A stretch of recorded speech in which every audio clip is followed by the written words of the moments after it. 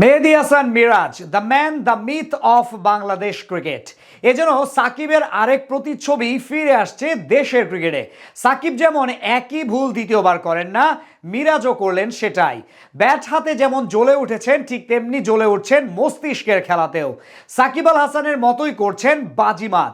ভুল শুধরে মিরাজের বিশ্বসেরা ক্রিকেটার হয়ে ওঠার বাকি গল্পটা জানবো প্রতিবেদনে। সাকিব আল হাসান সম্পর্কে একটা কথা আছে, ক্রিকেট মাঠে একই ভুল দ্বিতীয়বার করেন না সাকিব। ক্রিকেট মাঠে সাফল্যর পিছনে সাকিবের মূল রহস্যও নাকি এটাই। ক্রিকেট মাঠে ভুল করা অস্বাভাবিক কিছুই নয়। ফিল্ডিং এর সময় হতে পারে ক্যাচ মিস, বোলিং এর সময় হতে পারে এলোমেলো বোলিং, ব্যাটিং এ হতে পারে ভুল। ক্রিকেটের চিরসবুজের অরণ্যে এগুলো তো খুবই স্বাভাবিক ঘটনা। কিন্তু দিন শেষে ক্রিকেট মাঠে চ্যাম্পিয়ন হতে পারে সে যে খুব দ্রুত নিজের ভুলটা শুধরিয়ে নিতে জানেন।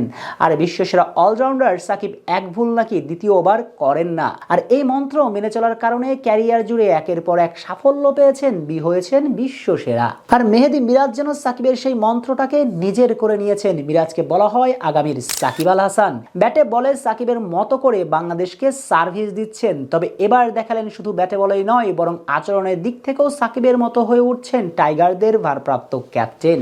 সেন্ট কিটসে প্রথম ওয়ানডেতে 294 রান করেও ম্যাচ হেরেছিল বাংলাদেশ। টাইগার সমর্থকদের একাংশ বাংলাদেশের এই হারের পেছনে মূল দায়টা দেখেছিলেন মেহেদী হাসান মিরাজের ধীরগতির ব্যাটিংকে।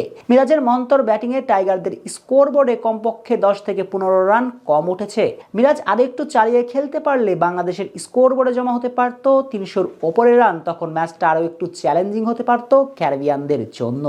টাইগার ভক্তদের এমন দাবি একেবারেই অমূলক নয়। ওয়ার্নার পার্কের প্রথম ওয়ানডেতে ব্যাটিংয়ের আদর্শ উইকেটে একেবারে ধীরগতি ছিলেন মিরাজ। যদিও 6টি চার ও 1টি ছক্কা হাঁকিয়েছেন, কিন্তু খেলেছেন অনেক বেশি ডট বল। তাতে স্ট্রাইক রেটটা ছিল একেবারেই চক্ষুশূল, 73.26। মিরাজ যদি ডট বলের সংখ্যা অনেক কম রাখতো, খেলতো 100 বলে 90 রানের ইনিংস, তাহলে রিয়াদার জাকিরের উপর চাপটা অনেকটাই কমে আসতো। আর নিজের এই ভুলটাও হয়তো মিরাজ নিজেই বুঝেছিলেন। আর সে ভুলটা সিরিজের তৃতীয় ওয়ানডেতে হবার কোনো সুযোগ দেননি এই ব্যাটার। ঠিক যেমন একই ভুল দ্বিতীয়বার করেন না সাকিব, মিরাজও যেন হাঁটলেন সাকিবের পথে। আগের 2 ম্যাচ ছেড়ে সিরিজের তৃতীয় ওয়ানডেতে আগে ব্যাটিংয়ে এসে শুরুতেই তানজিদ তামিম আর লিটন দাসকে হারিয়ে ব্যাকফুটে চলে যায় বাংলাদেশ। মিরাজ যখন ব্যাটিংয়ে আসলেন তখন টাইগাররা 9 রানে 2 উইকেট হারানো দল। সেই সময়টাতে একটু ধীরে সুস্থে খেলার কথা ছিল টাইগার ক্যাপ্টেনের, কিন্তু সেই পথে হাঁটলেন না মিরাজ। সৌম্যকে সাথে নিয়ে ক্যারিবিয়ান বোলারদের ওপর চড়াও হতে থাকেন। ক্যাপ্টেন লিডিং ফ্রম দ্য ফ্রন্টে এসে তুলোধুনো করতে থাকেন উইন্ডিজ বোলারদের। সৌম্যকে সাথে নিয়ে করেন 136 রানের জুটি, যেখানে বল খেলেছেন 127টি। পরিসংখ্যান বলে দিচ্ছে সৌম্যর সঙ্গে কতটা আগ্রাসী মেজাজে ছিলেন মিরাজ। সৌম্যকে সাহস জুগিয়েছেন, ক্যারিবিয়ানদের টনক নড়িয়েছেন।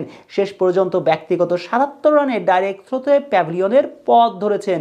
রান আউট হয়ে না ফিরলে যেভাবে ব্যাট চালাচ্ছিলেন, তাতে ক্যারিয়ারে 3 নম্বর শতকটা পেতেই পারতেন এই অলরাউন্ডার। শেখ শ্রাবণ অনিক, সিটি নিউজ।